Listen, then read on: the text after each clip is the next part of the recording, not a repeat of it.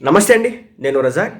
కుక్కల్లా కొట్టుకున్నటువంటి అమర్దీప్ మరియు పల్లవి ప్రశాంత్ ఫ్యాన్స్ అనమాట. దేనికైనా ఒక విధానం ఉండాలి. ఇప్పుడు పల్లవి ప్రశాంత్ వచ్చేసి ఒక 50 లక్షలు వచ్చి ఉంటే విన్ అయ్యాడు, రెమ్యునరేషన్ వచ్చి ఉంటుంది, హ్యాపీగా ఉంటాడు.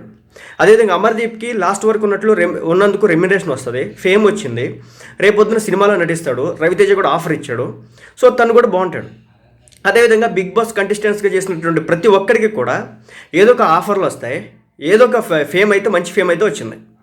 ఇప్పుడు వాళ్ళ ఫ్యాన్స్ అని చెప్పుకుంటున్నటువంటి వ్యక్తులు రాత్రి వాళ్ళు చేసిన పని ఏంటంటే ఆ కంటెస్టెంట్స్ యొక్క కార్ల యొక్క అద్దాలు పగలగొట్టారు.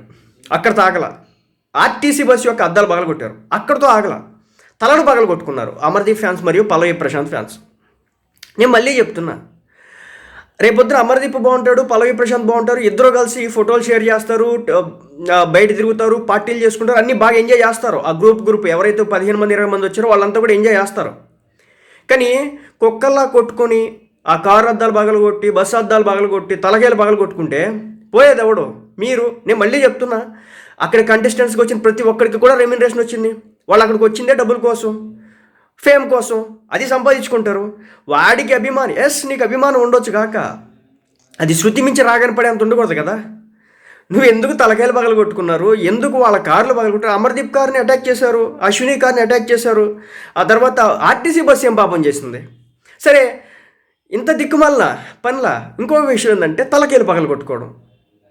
ఈ సమాజం ఎటు వెళ్తున్న అర్థం కానటువంటి పరిస్థితి. మొన్న హైదరాబాద్లో ఎలక్షన్స్ జరుగుతుంటే హైదరాబాద్ నియోజకవర్గానికి సంబంధించి చూసుకుంటే కనుక, కూకట్పల్లి నియోజకవర్గాలు చూసుకుంటే కనుక ఒక్కడు కూడా ఓటు వేయడానికి రాలేదు. కానీ బిగ్ బాస్ కోసం బిగ్ బాస్ సెట్ దగ్గరికి వెళ్ళిపోయి ఒకడికొకడు నినాదాలు చేసి జైహోల్ కొట్టేసి తలకాయలు పాల్గొట్టుకుంటారా? ఈ స్థాయిలో మనం బతుకుతున్నాం. సిగ్గుపడాలా ఇలాంటి జీవితం బతుకుతున్నందుకు. ఛీ.